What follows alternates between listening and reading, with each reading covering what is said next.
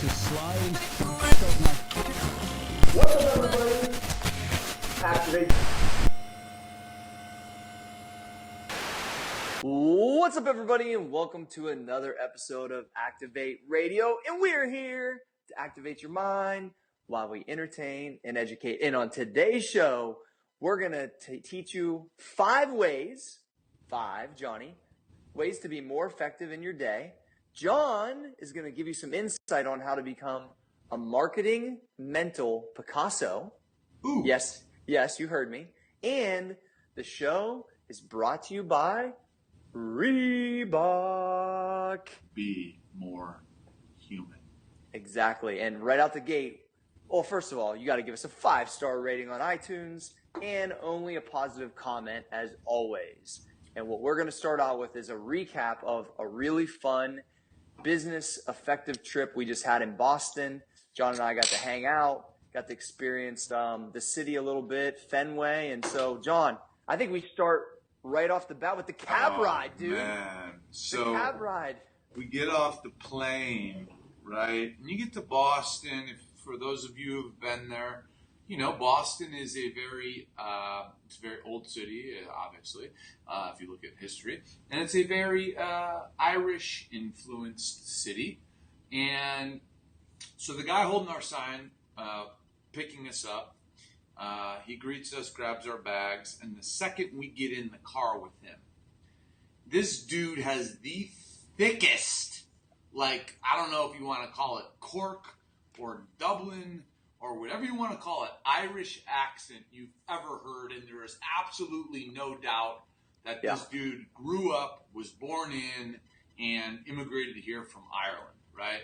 And those kind of people interest me severely, and I believe interest Cory. So we immediately start talking to this dude because, you know, having a worldview, guys, and having perspective coming from all corners of the world is important because we see things one way here, and the world's a big place. So as we're talking to this guy who's probably almost 80, he just starts railing on Trump time, on Donald Trump, and basically, let me quote him word for word. Everything Donald Trump says is bollocks. If any of you guys know an English person or someone from the UK, bollocks means bullshit, right? And this guy's like, how fucking stupid do you need to be to hear what that guy says and believe it and this and that? And me and Cory are just looking at each other like, this is the way. If you're going to get picked up, like immediately when you get to Boston, this is how you get picked up. And before I hand this off to Cory, I said, hey, man, can you stop at that gas station? I want to run in and grab a Monster. And I get back in the car, and he's pointing right across from the gas station is this little bar called the Hillside Tavern. And he's like, oh, might go there and have a pint. Might go there and have a pint. I'm like, you're a boss, dude. I think we gave him like a $5,000 tip. Not literally. What was amazing about that guy is like his accent is so thick that he said his kids can't even understand. Yeah, I know. And so John goes, how long you been living in the States for? And he goes, well, about 40 years. I know. And we're like, dude, that's amazing that he kept it so, I mean, not on purpose. It's just authentic as it gets. And so, of course, I had to rep that my grandma's maiden name is O'Toole. Yeah. Her name's Patricia O'Toole. That gave me some street cred with the guy. Yeah. I don't know if he heard you because I don't know if his ears worked. But he was a boss. I wish I got his phone number so every time we go back to Boston, we could freaking call him up and have him drive us around, because I guarantee you that dude can drink, party, and everything else. I felt like I was in a movie. Yes, and that's how you want to feel when you enter a city as fantastic as Boston. Yeah, it's unbelievable. Obviously, people seen on social media, we had some business to do. We were at Reebok. Everything was great there. It was exciting. We got some new kicks. Obviously, they're a sponsor of the show. John got some new shoes, which was good. They made me a little more human. Yes. Now you're pumped up because they're pumps. Yeah. So John's living the pump life. Dude, I've been living the pump life for a long time. Anyway, but one thing I really want to talk about is we got the opportunity to go to Fenway. Ooh. And that was my first time there. It was John's first time there. And I can't tell you guys how pumped up I was to go to Fenway. It's a bucket list item for me. I mean, I knew I would make it happen at some point, but dude, I was like a little kid, wasn't I, John? I can tell you how pumped up Cory was to Fenway, because not only did he spend an hour finding the perfect Boston Red Sox sweatshirt, and I was calling him a sellout, but he spent another hour when we got to the park finding the perfect Boston Red Sox hat. And I'm like, bro, if you did that from Chicago, they wouldn't let you back in. And he's like, man, it's not like that in Ohio. I can do this. So. Yeah. Well, I always tell people, like, I've been a baseball fan forever. If I go to a new park, I have to buy a hat. That's the way that I commemorate that I've been there. And so I think it's pretty cool. And then I have, memories of, oh yeah, when I was at the Red Sox park with John that time, or when I went to the White Sox game and saw the perfect game, like I have that hat, and then, so on and so forth. And so it's kind of the way that I do things. I will tell you, I was excited when I was getting that hat. I had a guy come over to me, dude, you're the squad every day guy. Oh yeah. Come over here, right? Yeah, it was so cool. So like, I got to meet a few fans at the park and some people that have been supporting not only Cory Fitness, but just supplements. Got to tell them about the new supplement line getting ready to drop. So that was really cool. And my favorite thing, we're walking into the park and you hear the guy go, you get a water here, you could take it into the park. Like, I wish I had that accent. It was amazing. It's amazing. You can't fake that, man. If you listen to all the policemen on the street trying to steer the people, like, there's something like out of the 1920s, like, hey, I don't know about the game tonight. What do you think about Ortiz? Yeah, it's just like so these awesome. guys are so authentically Boston. Dude, the guy on Instagram said you need to sit on the monster. It's wicked, dude. Right. A sold. Dude, it's awesome. probably wicked awesome. Yeah, wicked. It is so unbelievable. I'm gonna go out on a limb and say it might be my favorite city besides the one I live in. Actually, I'm starting to really love Boston. Are you trying to pick a fight with Chicago? No, now I haven't been to the Windy City, right? That's what they call the Windy City, isn't it, John? And you have not been to a Cubs game properly, correct? No, I have not been. Only Sox game. So I need to come to a Cubs game with Guida and you for sure. Yes. So until you come to Wrigley in the summer for a day game, then we got to hear your conclusion. Yeah. But I think we gotta, like you pointed out, let's end on when we were leaving the park. One of our listeners that we ran into, how that went down. Yeah, we talked to a guy named Steve that was on my Snapchat. That is a listener of the show. He met us outside the Bleacher Bar, and it was super cool because he's in sales. He works for Oracle. Good kid. He's ripped up. Like we did a picture on Instagram of him showing his abs. Like he was all pumped up about that. And he asked John about some sales. And look, we were doing some networking, having a few beer ha's, Sam Adams in Boston. And John shot him real straight. It wasn't mean, but the kid took it perfect, I think, because you were like, look, bro. And you said what, John, to him? I gave him what I've given you guys before on the show, but probably a little harder. And I'll tell you exactly how I said it. I said, listen, you work for Oracle, okay? Oracle is, I want to say, a Fortune 20 company. You're in a great system, and he's in sales. I said, you could do two things. You could be a little bitch and work like 8 to 10 hours a day, talk about how hard it is, and then Oracle is going to get you the hell out of there, and then you're going to have to go find a new job. Or you could do what I like to do as it applies to sales. You could subscribe to the 2-year rule. And the 2-year rule is if you're in a major sales role, like Oracle is a major sales role where you could literally probably make $1 million plus just being a salesperson. If you work that 12 to 16 hours a day for 2 years and do not be a little bitch, bust ass, work harder, work longer than everyone else, 2 years of your young life, you will be set for life, and your job will change from being a salesperson to being an entertainer and making sure the client accounts stay and grow. So are you a little bitch or are you a grinder? He's like, I'm a grinder, bro. And I gave him knuckles, and I think that was it. Yeah, I think it was good because, and then he like tweeted me later, dude, I read the mindset manual too. Like he's retweeting all the stuff. Like for me, when we see people out in public, because John and I aren't in the same room a whole bunch together, and so we're in different cities constantly. And so like to be in the same city, running into people that are listening to the podcast, it just makes me know that we need an on location that we promote. Well, here, if we had an on location, the Familia wouldn't be screaming, saying, wait a minute, John danced, but Cory didn't. You know what I'm saying? Because we could dance at the same time then if we're on location. So I know you guys are very unhappy that Cory hasn't danced yet, but he said he'll do it soon. I will. I should have done it when the guy was playing the buckets last night at Fenway, because that was impressive. It was on my Snapchat. It was real impressive. So see, that guy was on a new level. He was on a new level. He had a shovel. I mean, he was on a new level. Let's talk about networking at an event like that, John, because I think that that's key. You hear, like, if you're not in this type of environment or haven't done these things, you hear like all these guys are going to a ball game or they're doing a golf trip or they're doing this, and like, I mean, that's really how business gets done at this level. A lot of people think that's fluff. I mean, the entertainment stuff works, bro.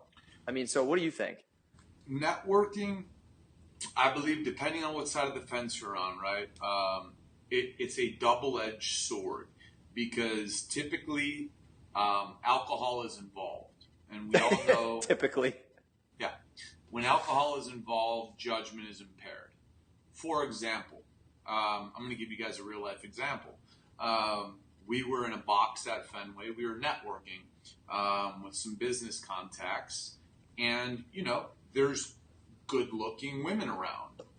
Is it good business while you're networking for business to say, oh, man, I'm going to go do my thing?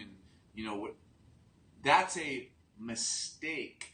But you need to be aware when you're networking, even though you're having a couple cocktails, even though the ball game's going on, even though everyone's having a good time, you need to always be aware what you are there for. And I had to lean on Cory a little bit. I said, Cory, man, we might have to leave the game a little bit early because, this networking stuff's awesome, but I'm about to go network in a different way. You know what I'm saying? So we got out of the park.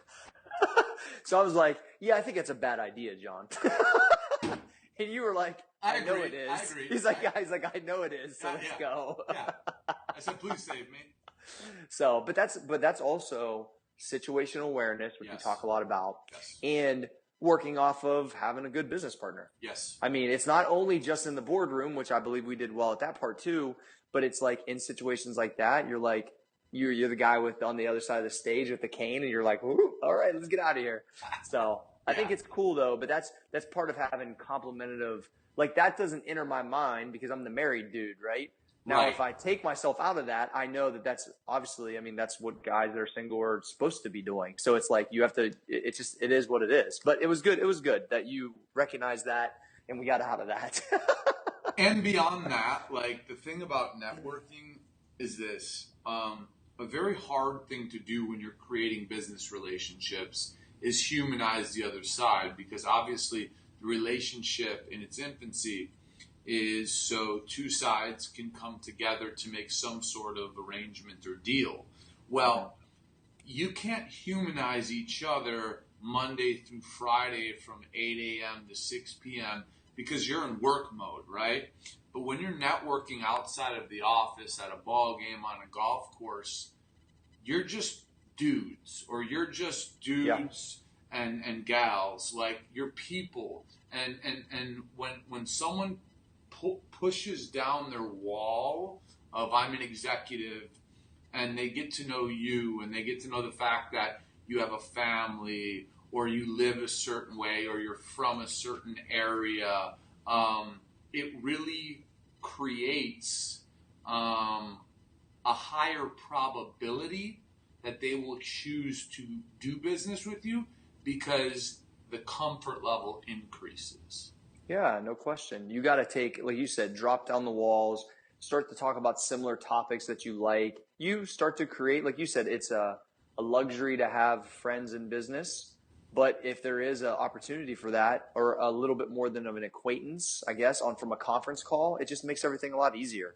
That's Right, it. right. So so it was good stuff. So all in all, Boston was very cool. I'm loving Fenway. I definitely want to go back. And yeah, it was. I was really happy with the trip overall. So we didn't get much sleep though. We didn't get much sleep. You normally get much less sleep than me. Neither of us sleep that much. But here's what I'd say, guys. When it comes to Boston, Boston is one of the few cities in the United States that has actual history that matters, shall I say. I mean, from the Revolutionary War to Paul Revere to all these things, and it's really cool to have a great, metropolitan area with history worked into it. So if you haven't been there, try to get out there because it's really cool. Yeah, absolutely. All right, Johnny, time to check in on your homeboy, Donald Trump, and some politics. What do you got for me? Things are getting interesting on the Trump time, dude. Here's what's happening. Donald Trump, Republican nominee. Democratic, 98% Hillary, but the problem is this. Bernie Sanders will not drop out. He keeps fighting her, and he's winning some of the primaries. She is very upset that Bernie will not drop out because she says it's hurting and fracturing the party.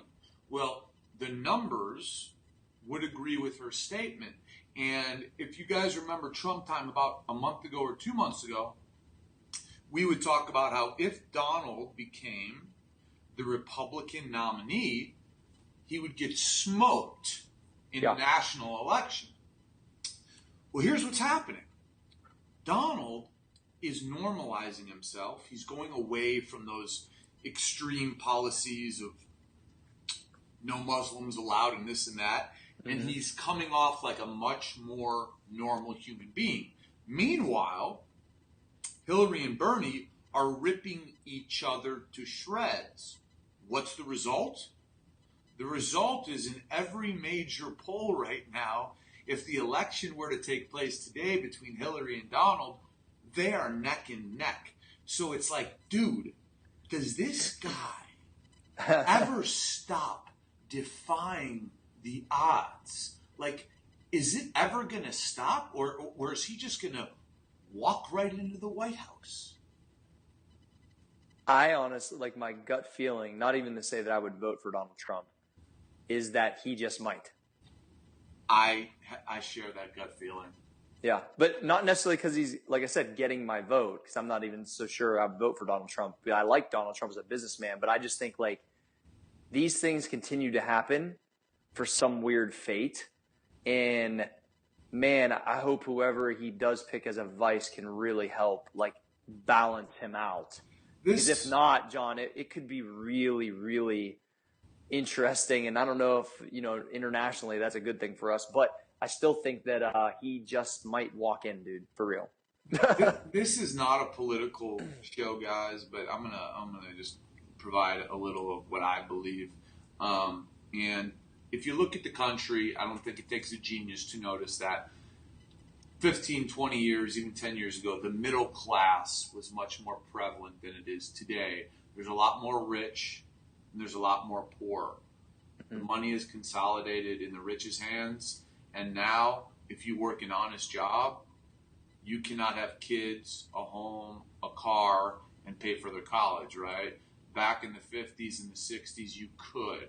So there's a level of anger and unhappiness in the country that says, you know what? I'm done with politicians. They have corroded the economic system of this country. So I don't care who it is. I want an outsider. That's why Bernie Sanders is even still alive. Okay, the guy's been an independent. He's not really a Democrat, right? But Donald Trump is the ultimate outsider. So I believe that's why people are aligning with him, because they're like, dude, I don't. It's not Republican, Democrat. They're all liars. Yeah. I mean, people have had enough, dude. Yeah, I agree. I agree with that wholeheartedly. So we live in a unique time of society where the social media, the closest thing to a celebrity president was probably Ronald Reagan. right? Wasn't Reagan like an actor? Reagan was a movie star. Yeah, so I mean, he was in movies before he was the president. Yeah, so I mean, that's like kind of similar, and Obama's got that. I mean, honestly, Obama has that kind of celebrity feel to him. I think. I mean, he always kind of has. Well, he's the first African American president, which is going to make him a icon in and of itself. But Obama has, I remember the Clintons being so angry about this in 2008 when he beat Hillary. He has so much charisma and he speaks so well that even if he's not saying anything intellectual, like it sounds so good. And he's like at those what are those speeches where he has like he makes jokes and stuff? The White House Correspondents' Dinner crushes every one of them. And to a really like a person who doesn't pay a lot of attention to politics, I actually watch that every year because I think it's hilarious. It's hilarious. It brings anyway, together politics and entertainment. Yeah, it's really cool. So anyway, we'll see how this all wraps up. But next, Johnny, we got the hot seat. Where in the hot seat we do 3 random questions each to see and learn and learn more about each other. So you guys, the listeners, can learn more about John and I's past, present, future. And so we make it up off the cuff. We don't plan them. Last time I started off with you, John. This time you can start off with me being on the hot seat. Let's do it, buddy. Number 1, what do you view as your biggest failure in business? Ooh, that's interesting. I don't know. This is going to sound strange potentially. I don't know that I've had a venture that I've went all in on. Let me clarify. It doesn't have to be a venture. It could be you dealt with an employee horribly wrong, and you wish you didn't do it. I got one. In the business realm. I got one. Okay. Yeah, because I think like the way you've initially said it, like I would think about a business I really put some heat behind it, and it didn't take off. And I honestly haven't really had that, knock on wood, and I think mostly because like when I go all in, just like you do, Johnny, we're like fucking all in, right? I will tell you, one of the marketing things that we did at Muscle Farm that I really thought was going to work, Ocho Cinco worked really well. We've talked about that before from a Twitter standpoint. Mike Vick worked extremely well. Love him or hate him. The third or fourth one I kind of went after was Flow Rida. And it didn't work at all. And I'll be honest, like Flow Rider's a hit maker. I mean, everybody knows. My grandma knows who Flow Rider is. But the social media strategy that we had used with other athletes, other iconic type people, it just for some reason, his did not cross over, even though he's a built guy. And so I will tell you, that was one of the ones that I basically said to the team, hey, that's an L on mine. Like, that was my idea. It didn't fucking work. But I didn't run away from it. I just said, sorry. But, these other 2, like 4 out of 5 did when we executed it properly from a marketing standpoint. So it's one of those things where that one just did not work. And I'm not sure why. Still. Number 2, tell us something obscure about yourself that doesn't have to do with business or lifting weights that you would say, I don't know and the listeners don't know. I would say maybe people don't realize that I like the outdoors as much as I really do. And maybe not I'm not like a guy that goes hiking a lot or climbs rocks. We can't talk fitness here. No fitness. No, so it's really like more about just like I did a lot of camping as a kid. We used to jump on, my crew of guys I hung out with, which I was too poor to have my own 4-wheeler, but these guys had them. Like we'd jump on a 4-wheeler, literally we would ride in between the railroad tracks. So there was an old rail, nice. Railroad that wasn't really used anymore. We would ride and just go for miles, find some really cool like ponds, and literally just like make a fire and sleep on the ground and fish and do whatever, and probably drink beer. I was probably too young, but whatever. I think there was one of those things where, and I enjoyed that type of stuff. I think part of it is that I'm from the country, so I enjoy those type of things. It's not something I really talk about that often, but but I'm the guy that can literally just sleep. I told John this weekend, I was like, I can sleep anywhere. Like I literally would just sleep on the ground in a sleeping bag. And I was telling John this story that one time we did that, and I woke up and there was literally 30 wild turkeys standing on my campsite because we were asleep and not moving. Amazing way to wake up. And when I woke up, I had contacts at the time. I still have contacts, but I had them in. I open up and my eyes are like kind of dried shut, and they're going crazy. And I don't even know what's going on because I'm literally like half asleep, and there's Turkeys birds going everywhere. Very serious about their business.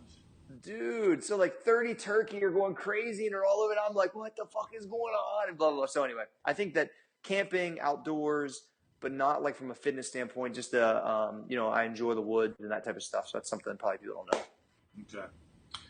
Number 3, obviously having high testosterone levels and being a businessman and being, an alpha. It's not very typical to not be, I don't want to say unfazable, but it's not very typical to not, to be able to control yourself as well as you do.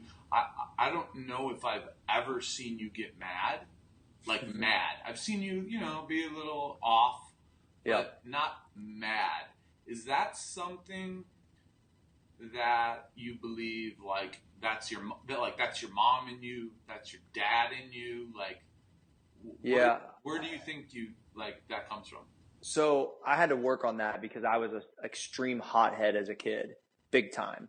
And so I tried to really work on, because you can't think straight when you're like that. So what you're talking about is like how you've seen me is like where, and all of us can get annoyed if that's more of what it is, like something you don't agree with, or we're not arguing but discussing something, and finally we're like at a breaking point. I'm like, well, fuck it, whatever. But I never get like, wah! Like, Wile E. Coyote, right? Probably like me. Yeah, I don't. But you've done a really good job on that too, John. I think getting better at that. So it's like one of those things where I think I had some really bad episodes as a kid where I I fucking really hurt a kid one time, fucking flipped out and punched him way too fucking hard. I had a kid's bike that I demolished at my house, like the one that ripped my rim down, and I just mangled it, spiking it on the pavement 50 times. Don't rip the rim down. Don't rip my rim down when I spent years trying to make it happen. Poor guy. So I think that, and Rachel will tell you, I'm not proud of it, but I punched walls when I was in college. I had, I was that guy for sure. I remember one time she's like, so you got mad. It wasn't even mad at her. I was mad at something. She's like, and you just punched a wall. It's not even your house. It's my house. We're renting it. And then when my dad comes over and I've got a hole in my wall, what do I tell him? Corey, the last house my mother sold, I had to buy her new doors in every room because there was a hole in every single door in the house that I punched through. Yeah, I will tell you that, one, you should never punch inanimate objects. Because you don't know what's behind them. Sometimes there's freaking concrete behind them. The only way I can explain, and this is completely off topic, but I'll tell you what it feels like to me. Because I got one more story. I got 6th place one time in a bodybuilding show. It's the only time I've never placed out of 15 shows that I've done. And I think I got kind of robbed, but whatever. I'm walking down the hallway, and there must be 30 fitness chicks in high heels. They're getting ready to go on stage. Why didn't you call me? Yeah, right. Yeah, exactly. Right, Fosco? There's a locker that's swung open as I'm walking down the school. And the only way I can explain is it just looked like a blinking light in the middle of this locker. And I felt like the urge to right hook it for some reason. Right? So, and actually, it was steel? Steel? Yeah, it's steel. But it was open. So when I hit it. Oh, wow. So I hooked this thing with everything I got. Actually, that's probably one of my best punches, actually, when I did a little bit of boxing. I scare every one of these broads, right? I make a total fool out of myself. And I'm like, what? But it felt like all the energy left me. That's the only thing and that's why I think that's I don't know what it's similar to, but I think that's why I used to do those things. Now, step back. It's Moral of the story: get a heavy bag. Yeah, and I have one sitting right over here. That, so it's one of those things where that's what I moved to as a kid. I started doing more boxing, more heavy bag work. I channeled it to be into a proper thing that could at least benefit me and work out. And I think that was just something I've always had to work on. I feel like I've done a pretty good job at it as an adult. So thank you. That was it. Good questions, John. I tried, brother. I tried. Yeah, it was real good. Question number 1 for you, Johnny. Are you more like your mom or your dad? Or if you had to guess a percentage breakdown, what would it be? Genetically more like my dad, for sure. My mom has that other side of the brain, she's an artist, very low key, very spiritual, very non-alpha. I'm trying to pick up on a lot more of that to balance myself out, because you never want to be too far in one direction, right? You want to diversify yourself. Mm-hmm. But genetically, much more like my dad. But my dad was a very, very exceptional salesperson. So I believe I believe there's a difference between a salesman and a businessman. I believe I'm a businessman, but the sales skill, the gene probably came from him. Gotcha. So are you 50-50?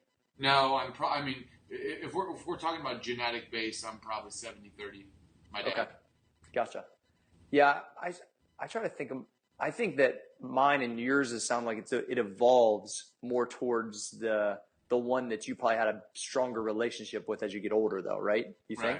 Right. Yeah. So, all right. Number 2, in business, what is the ultimate highlight? Not like an actual not an actual exact situation, but what is the thing that fucking really drives John Fosco in this is it a deal? Is it an athlete deal? But there's a bit what is so that's what I'm trying to get at. What is it? What moves the needle for Fosco? It's this, right? And this is kind of how my career has evolved, right? I'll be sitting on my couch at 10 o'clock and I'll get an idea. And then that idea, I'll try to put together, okay, if I go with that, where's the money come from? Do I need partners? And then taking an idea to a concept to a financially revenue producing machine, that to me, just the thought of it is it's so amazing. It's like I'm sitting on my couch one night and I'm taking a thought and I'm making it real and I'm making it contribute to people. I'm giving people jobs with that thought I had on a Tuesday night in February. That to me is what I live for. Yeah. It's pretty cool. I got to agree, when you build a brand or have a thought and you see it actually make $1 and you're like, that just popped out of my head. Well, but think about all the things that go into it before you make $1. Yeah, correct. You're literally building the machine, but no one's ever built that machine. So you're like, does it need wheels? Or does it is it a drone? It's and it comes back to it's on you and your partner, no one else to build it. But that's what's amazing when it works. You're like, yeah. Yeah, no question. Lastly, and I don't know if we've ever talked about this. Have you ever had any labor jobs when you were a kid? Dude, I figured you're from Chicago, so I figured you did. That's and kind of the core. That's what I thought, but I want you to elaborate on that because I don't know if we've ever talked about it. So go ahead. Outside of I started working when I was either 12 or 13 years old caddying, but my first job where I made money is I started at from the ages of 17 to I was on the roof when we got hit on 9/11. To the age of 21, I was a roofer, and if anybody's been on a roof, man, there ain't much harder work than being a roofer because it's about 20 degrees hotter on the roof than it is on the ground because of the tar. And I didn't just apply shingle, I tore it off and then replaced the wood and then applied it. And though you have to wake up at like, latest 5 a.m. because you want to beat the sun and then work maybe till 3 because the sun will literally destroy you up there. Yeah. So that made me understand that, bro, you are not going to be doing that kind of work for your life. And I always knew that, like, okay, I know how to make money outside of that, but that taught me what a hard day's work was. So that allows me to check myself some days when I'm like, oh, John, you're stressed. It must be so stressful to have a shit ton of money in the fucking bank and like, shut the fuck up, John.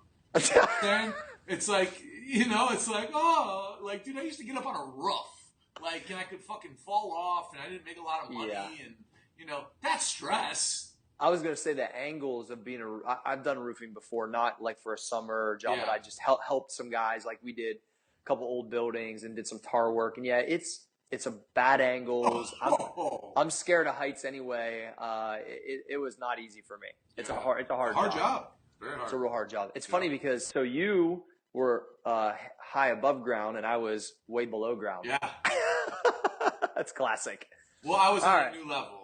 Actually, and we did use shovels. On a pitch, probably. Yeah. All right, that's good, John. I think those are both, honestly, really quality questions for both of us, for the listener to learn more about us. Hey, man, we're just trying to get on a new level. We both bought shovels. Absolutely. All right, Johnny's inbox. What do you got for me, John? Boom, boom, boom, boom. You got your phone? Johnny's inbox. Yes, we are dialing up right now. I wish we had a sound effect to, make the everybody know. We need like you've got mail. Yeah. We need like something like that. Okay, so this one goes back to last week, and this isn't straight addiction stuff. I'll touch on that in a moment, but just wanted to thank you and Cory for bringing up the topic of student debt. I wish I had someone to knock that sense into me when I was coming out of high school. I went for one thing, then realized that was not what I wanted to do, so I quit.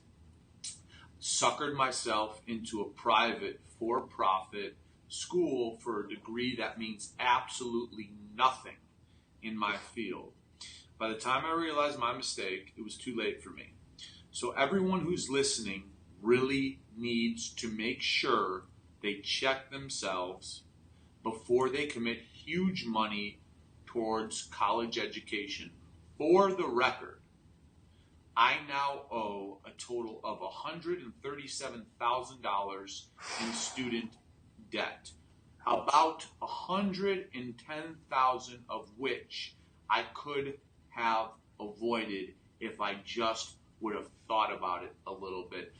And just for you guys, wow, yeah, who don't know exactly kind of what that's connected to. If you didn't see our last episode, we talked about student debt and how people just go to college, if they're not going to be an engineer, a doctor, or whatever, they just go there and get a liberal arts degree or whatever, and then just say, well, yeah, I'm going to borrow 150. That's what you do, right? You just borrow the money. Like we need to get away from that so bad. And we're not saying college is a bad thing, but what we're saying is go to college when you are sure what your path is, because then that money is being spent wisely. If you don't know, don't go. Go get a job. Or have a strategy like I talked about, like go to community college and spend $2,500, not $25,000. Sure, and without a doubt. But after the community college, if you still don't know what you want to do, get a job. You can always go back. You can always go back. Yeah, so, exactly. So guys, let's really get away from, if you're in school now, it's not too late, right? We're not telling you to leave there. What we're telling you to do, which is what we plead with you to always do, is activate your mind and think about this stuff. Because when you have $150,000 of debt on your back, which you guys have no clue what that feels like after school, when you're trying to get a job that pays $40,000 or you have to have roommates to live with, okay? The interest is accruing. So please think about it. That's all I ask. We will close Johnny's inbox out with, okay, here we go. All right. Okay. Yeah, because of this message, I'm not going to go word for word, but I'm going to sum it up for you. Yep. Johnny, you and Cory have a lot of balls to talk about what you guys talk about on the air regarding addiction. My son, my brother, and my father before end of life was addicted to prescription painkillers. Wow. My father, I don't so much basically blame. He was explaining that his father had about 3 months left, and that's when I advocate for painkillers. Just let them be comfortable, right? Yeah. His brother lost his job and basically is living off his wife right now. This gentleman was explaining to me what prescription painkillers have done to his family and his life. So currently, his brother is addicted. He's living off his wife, and what's happening is that his brother's wife, his sister-in-law, is getting tired of it, and he's worried that it's going to create a divorce, which it very well could. Sure. You know what I'm saying? And the kicker is his son, right? He's got a 19-year-old son, started hanging out with different people, which is something we always tell you to watch out for. And this man, I feel so bad for him, like I feel so bad for everybody. He doesn't know what to do. He's tried to talk to his son about it. His son denies it. He knows the behavior. He said a lot of the stuff we talked about has helped him. But the one thing I will say to him, and he knows who he is your son is an addict. The only way, and this is not a guarantee, okay, disclaimer, there are no guarantees and there's risk with everything. The only way you may be able to steer him off those things, if he is 19 years old, he is dependent on you in some way, whether that be financially, whether you provide a car for him, something. You need to take those things away from him. Let him yell and scream at you all he wants, because those are the drugs yelling. That's not him yelling, okay? Yeah. You're trying to get him back, okay? So let him yell and scream all he wants. Stand firm. If you don't stand firm, he's going to continue to live the lifestyle of using drugs. And when you live the lifestyle of using drugs, if you're taking 8 pills today, in a month you got to take 12 to get the same feeling that 8 pills gives you today. And a month from then, you got to take 16. So, guys, these are hard choices. These are brutal choices. We feel for you. We love you. Boundaries are how you stop somebody or have the highest percentage of stopping somebody, especially at that age. He's young. There's a chance. He's not gone. Put your foot down, sir.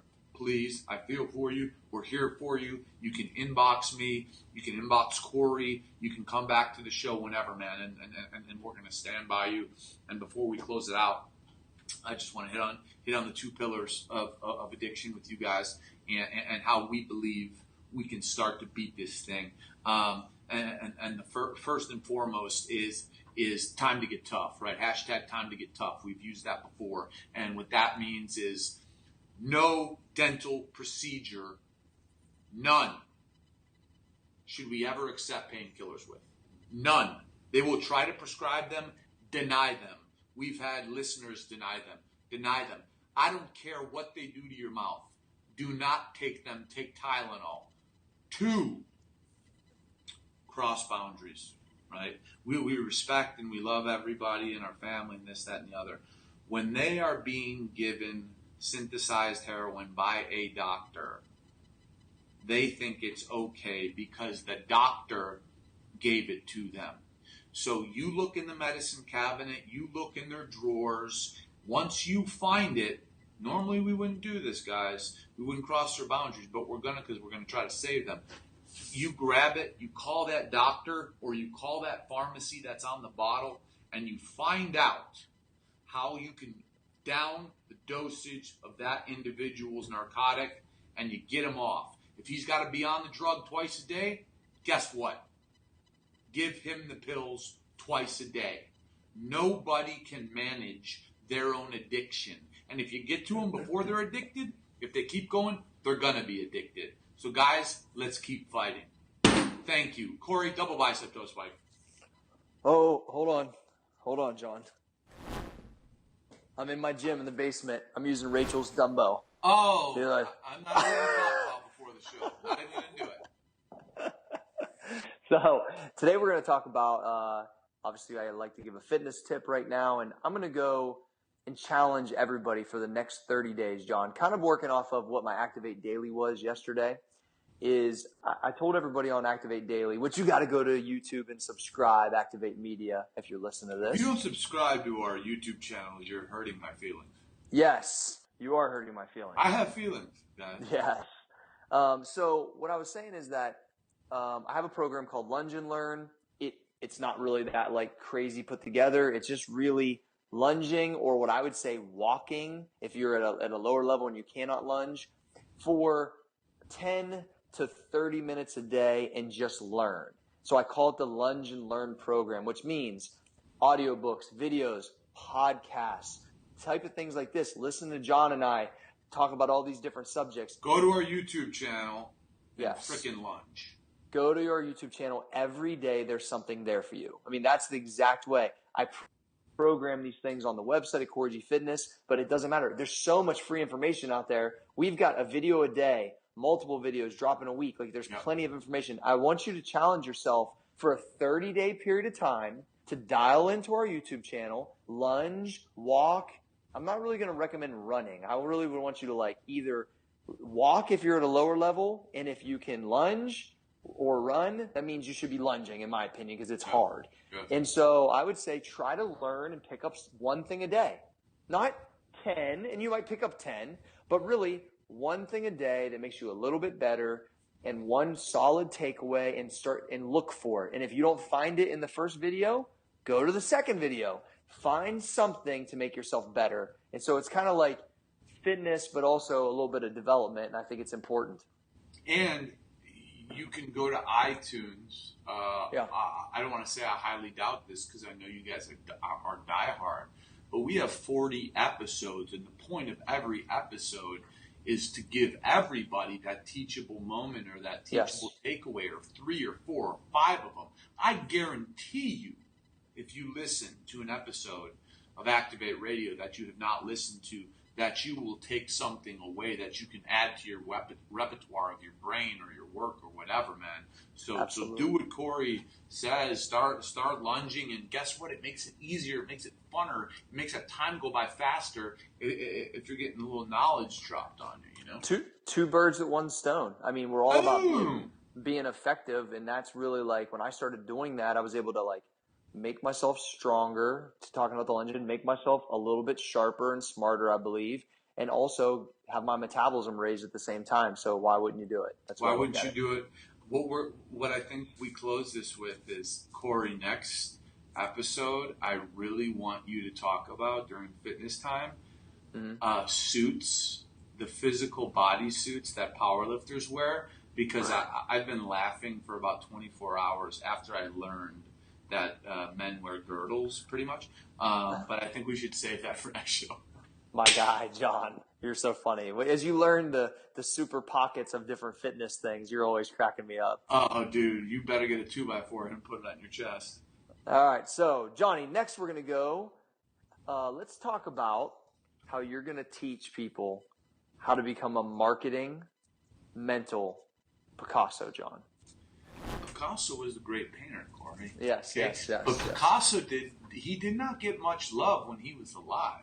You know, his just a little history here. His brother championed him. He took Starry Night. He took all these paintings around to art shows, and everyone was like, "Nah, I don't want that. Nah, I don't want that. Nah, I don't want that." So a lot of people dissed him, and then he cut off his ear, and then he went crazy and died. But anyways, Picasso was a great painter, and the point is this: if you want to go into marketing, you need to understand what marketing is. A lot of people say sales and marketing, sales and marketing, sales and marketing. No. Marketing is a concept. Okay? So let's use, we were talking about him earlier today. Let's use Mr. Clean. We all know who Mr. Clean is. Mm-hmm. Mr. Clean was pitched in a boardroom to, does Arm & Hammer own that? Yeah. You know what? I don't know. Yeah. Maybe it does. Yeah, I believe Arm & Hammer owns Mr. Clean. And before I continue, I need to plug in the computer so this podcast continues because the battery looks a little bit low. So I want you guys to possibly lunge and learn for like 10 seconds. Do it, John.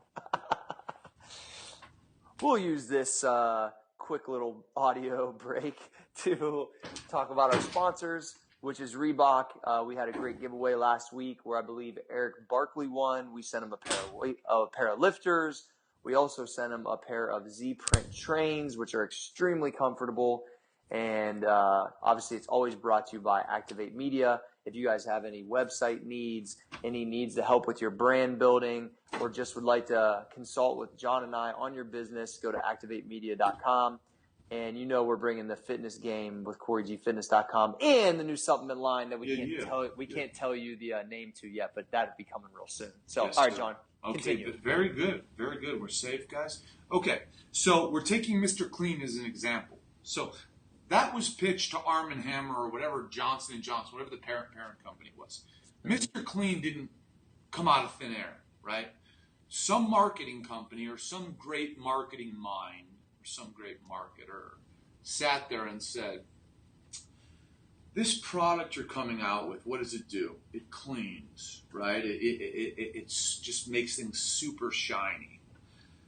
What if we created a guy who had a straight shaved head that was super shined, and basically we didn't really even highlight the product, but people would be so enamored with the fact that there's this guy who's a little bit jacked up in a t-shirt with an earring, kind of a little Popeye action called Mr. Clean, that it would just stick in their head, right? Because it's not about flexing the product. It's about having something stick in their head. So when they're at the grocery store, man, I got to get something to clean. Oh, Mr. Clean, I saw that on TV.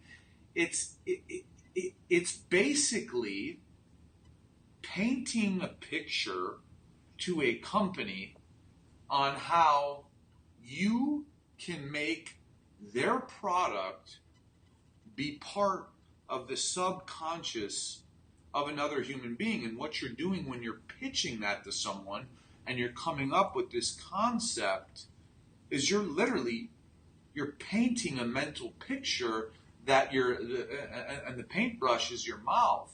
And I'm going to just give you guys another example if you're having trouble grasping this. The Geico lizard. Do you think the lizard just appeared? No, he didn't just appear. Right? I mean, like, that is marketing. Is it the Geico duck? Aflac duck.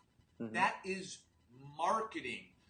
When Aflac heard that, they're probably like, what do you mean, quack, Aflac? That's one of the most iconic marketing advertising deals of our time. So my point is this. If you want to go into marketing, understand what it is. If you are a pure marketer, your job isn't to sell it. Your job is to conceptualize it and say, listen, Aflac, if we... So the marketer in the meeting with Aflac, not AJ. Who's AJ? Listen, Aflac. Listen, Aflac, I have a duck that everyone is not going to be able to get out of their head. You have to trust me. And then Aflac leaves and like, should we really give this guy a chance? Really? And then they get a chance because the sales team, right, of the marketing company comes in. They probably create some sort of motion graphics and show them like a mock commercial. And obviously Aflac, like, that just doesn't leave your brain.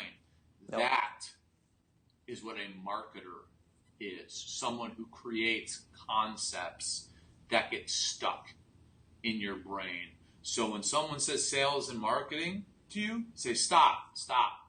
They're two different things. Which one are you talking about? Say, do you want me to be a mental Picasso? Or do you want me to be John Fosco? That's what I want you to. I'm kidding.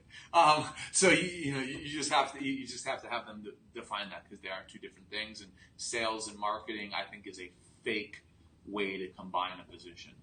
Yeah, that's fair. Yeah. All right, Johnny, great way to articulate that. Next, we're going to wrap up the show with 5 ways to make your day more effective. John, what do you think about that? I do. Listen, I like this. Effectiveness is everything. So, number 1, talk about making a list, John. Making a list is the foundation of many, many very, very successful people.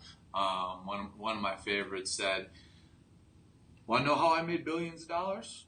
Every day, I made a list of 10 things, and I just checked them all off. I got them all done. Sometimes it took me 20 minutes.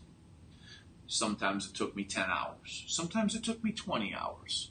But I made a list every morning, and I got those 10 things done." So making a list, Core, is number 1. And if you're not doing it right now, guys, I'm telling you right now, do it. You will be so much more effective.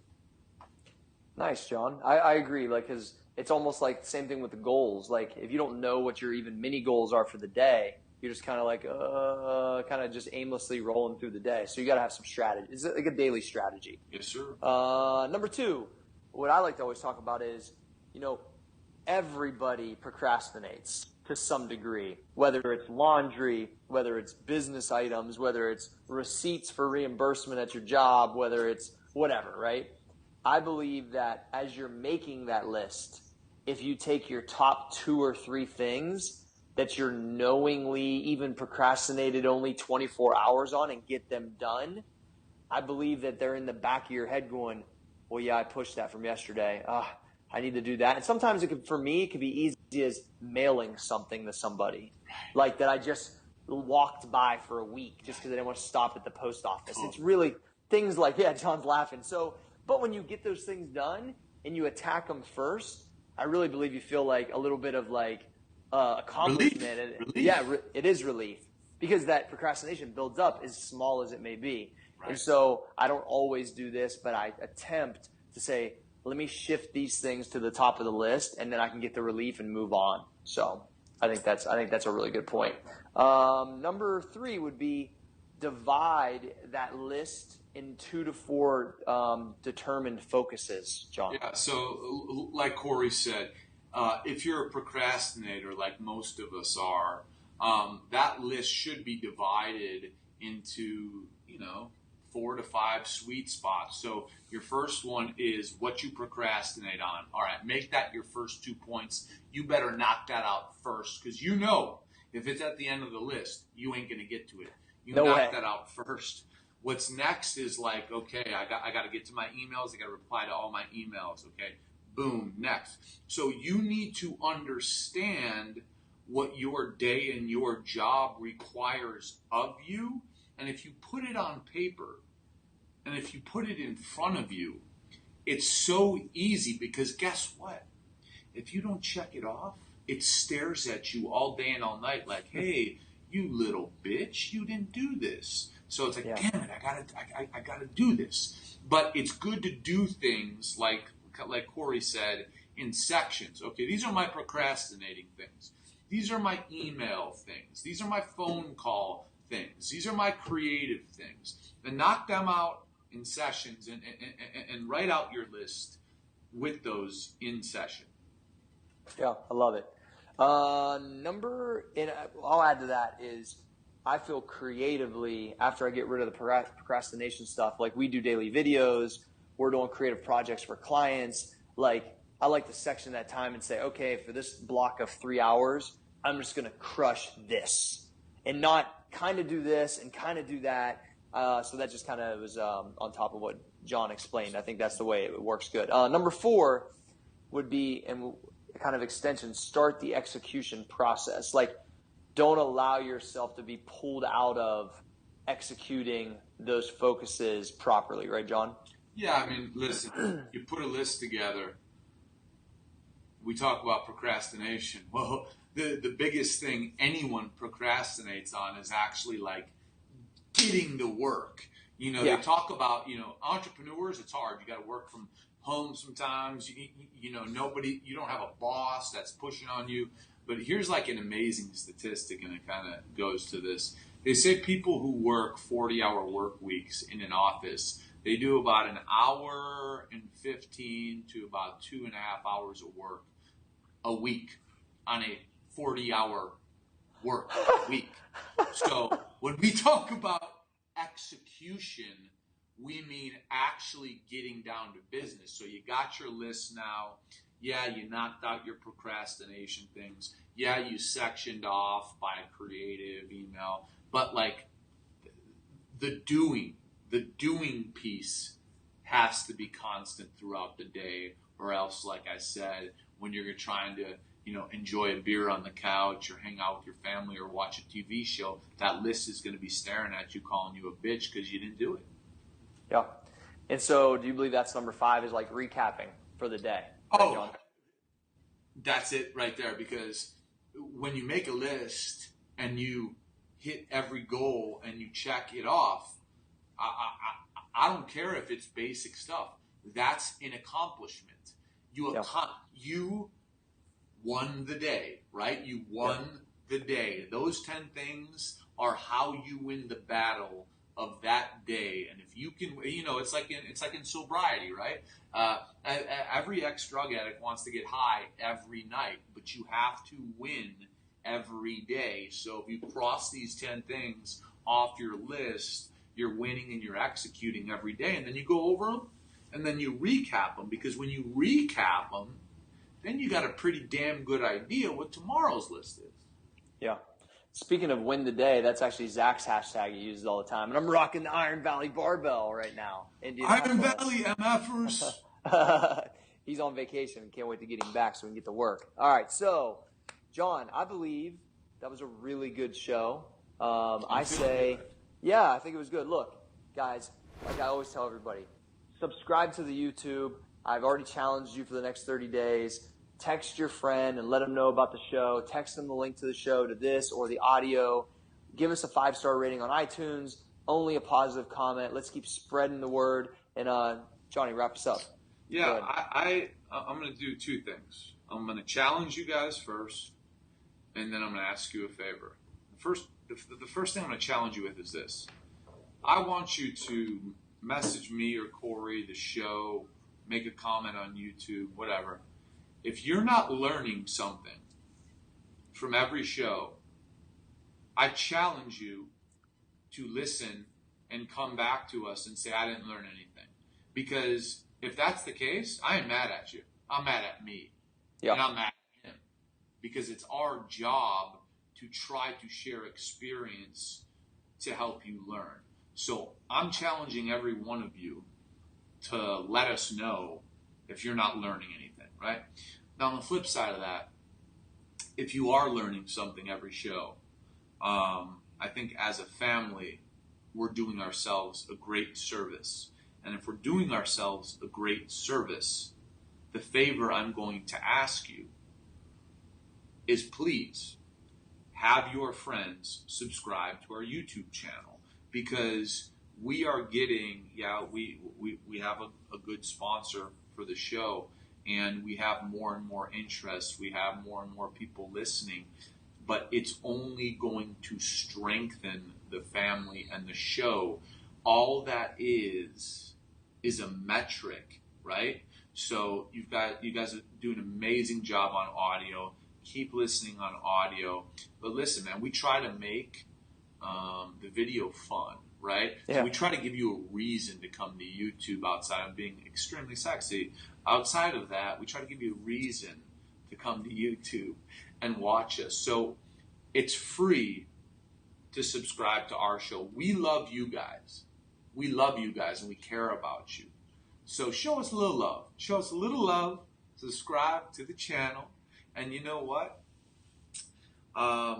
It was a good week. It was a very good week. And, you know, we do what we always do, guys. We enjoy our hard work. We be safe.